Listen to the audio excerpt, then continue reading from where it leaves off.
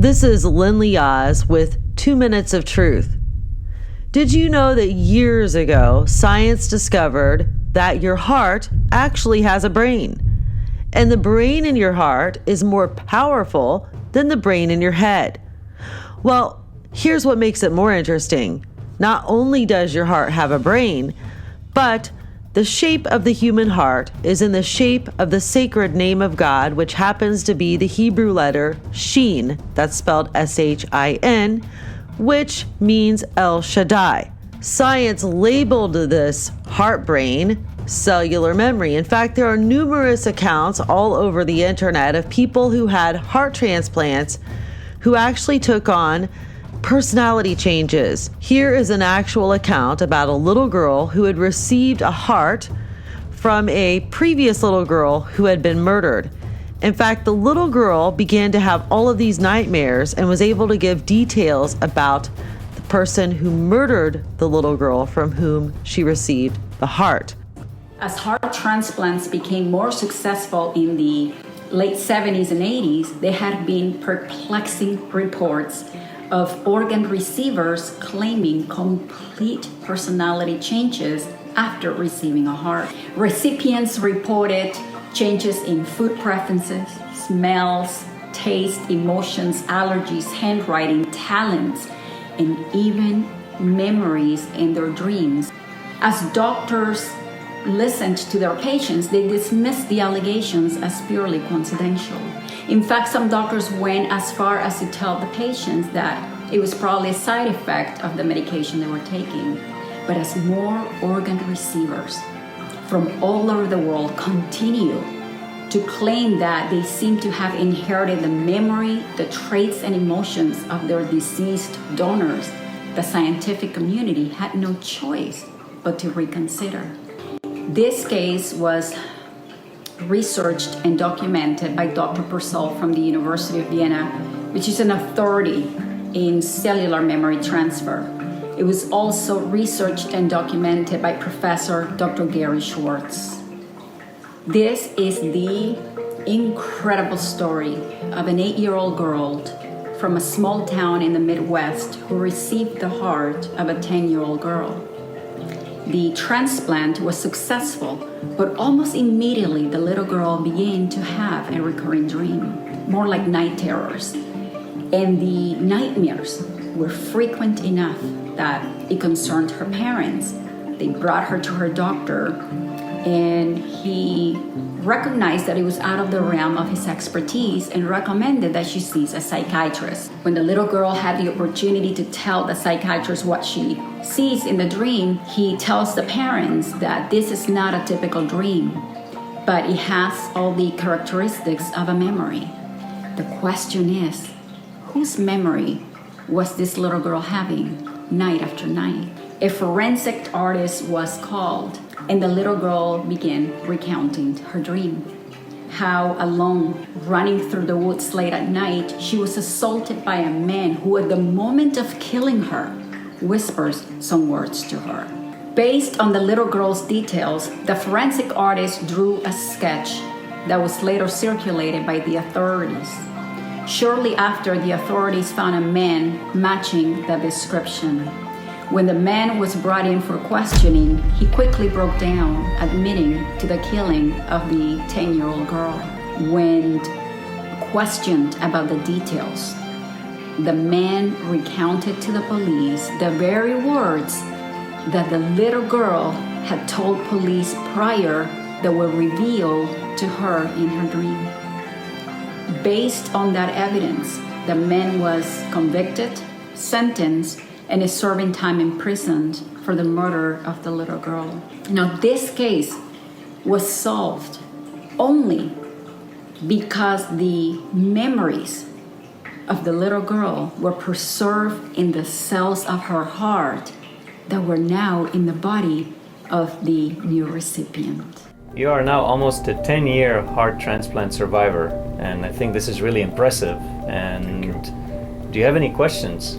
Well, yes, I do. But before I ask my questions, whenever you speak about the transplant, I have a special thought to my team to the transplantees, to the recipients, to the patients that are waiting for an organ, to the doctors, the nurses, and a lot of respect to the donors and their family. They are our angels, and if it wasn't for them, we wouldn't be alive today, and we wouldn't be having this interview. And thank you for that, and all my respect and sympathy. Now, that being said, I have a very interesting question, actually, that a lot of my fellow transplantees experience. After my transplant, there's a lot of things in my habits that changed. I was a hunter. I turned vegan. I started having lemons after my surgery cravings. I had a craving for a cigar, which I don't really like cigars. I didn't like cigars. A lot of things that in my personality changed. Now I'm wondering, does this have to do with the cellular memory that we've been reading about, or can it be the trauma, or can you shed some light on this?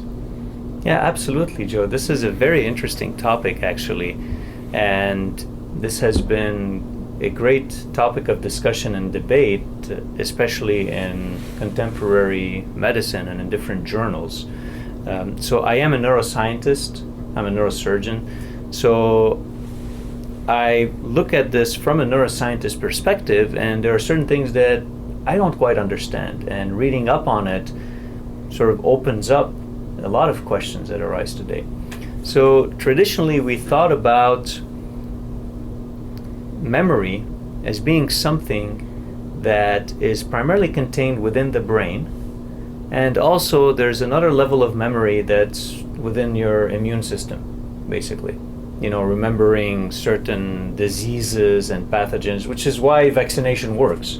You know, you expose your body to a certain disease in a small amount, and then your body becomes immune to it. So when the disease comes back to try to infect your body has a memory of that disease. Okay. But as far as pragmatic memory, or day-to-day memory, if you will, like remembering certain things or objects or a certain smell or a certain food, you know, traditionally we thought that this had its core or its center somewhere in the brain. We know that new memories are formed in a part of the brain called the hippocampus. So the hippocampus is, I show you the brain here, it's at the base of the brain, in what's called the temporal lobe. So this is the temporal lobe over here, and this is the hippocampus. And actually, a lot of memory research has taken place at the Montreal Neurologic Institute with Dr. Penfield, or Dr. Wilder Penfield, who is a very famous neurosurgeon from Montreal. But, so this is essentially where new memories form. As they get stored in your brain, they will get stored in different parts of your brain, and we don't have a very clear understanding on how they get stored or where they get stored once they are formed, basically. There are certain theories about that, things like what's called long-term potentiation and so forth, and I'm not going to go into a lot of details about these theories, but when it comes to transplant patients, more recently, over the 80s and 90s and today, we have noticed that a lot of these transplant recipients have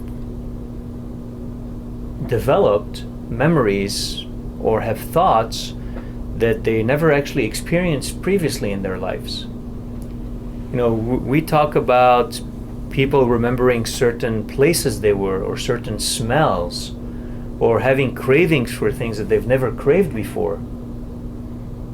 And for example, there was, you know, I was reading about this not too long ago. There was a young girl that had received an organ from somebody who was murdered, and she actually was able to remember the shape and the face of the person who murdered the organ donor. Wow. Or another woman that had received a transplant and had never eaten chicken nuggets before, all of a sudden had craving for chicken nuggets, and they discovered chicken nuggets in the pockets of the organ donor. Oh. So there's a lot of these anecdotal stories and phenomena that are occurring everywhere in the world, and it is becoming more and more of an occurrence or an observation that it is no longer attributable to chance alone. There's a pretty high frequency of these events that are occurring, and if anything, it's underreported. Yeah, because we don't know if it's the effect of the trauma, the drugs, and we don't have access to our donors, so we don't know the history of our donors. We don't know who they are, so we cannot know if the cigar craving came from the donor or from something else, or if my lemon craving came from him, if he was vegan or she was vegan or not. So absolutely. So it brings up some other interesting questions, basically.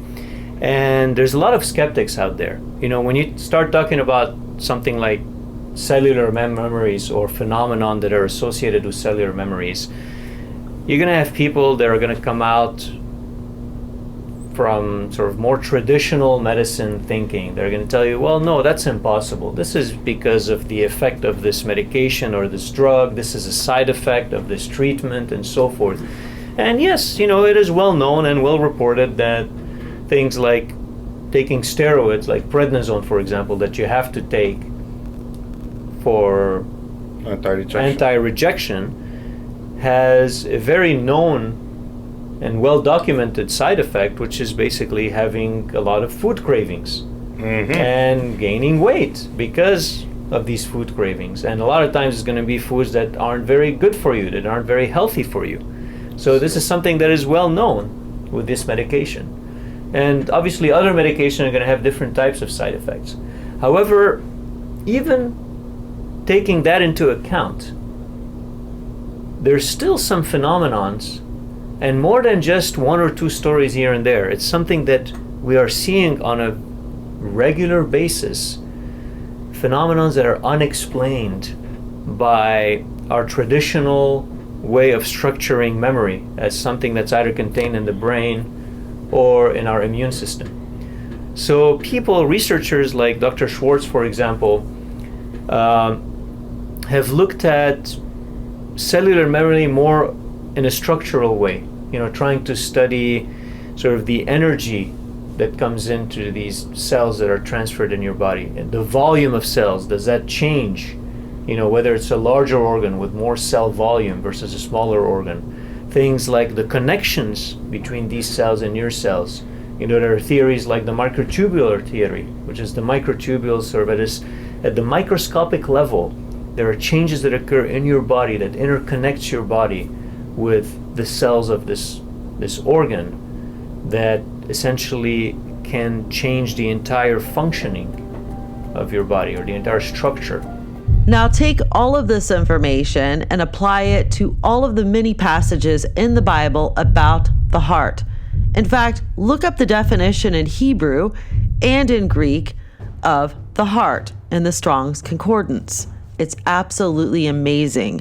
Between the fact that our heart is in the shape of the sacred name of God, the Sheen, and this information, no wonder the heart is so important in the Bible. In fact, the Bible talks about circumcising the heart. It talks about the temple of God being us, which is the human heart. And it also talks about our covenants we make having to do with our heart. So let this information give you a deeper understanding of what the Bible means when it talks about the human heart and covenants that we make. You've been listening to 2 Minutes of Truth with Leahz. To hear more of my messages, you can find me on YouTube at youtube.com/@truthhuntersshow. Again, that's youtube.com/@truthhuntersshow.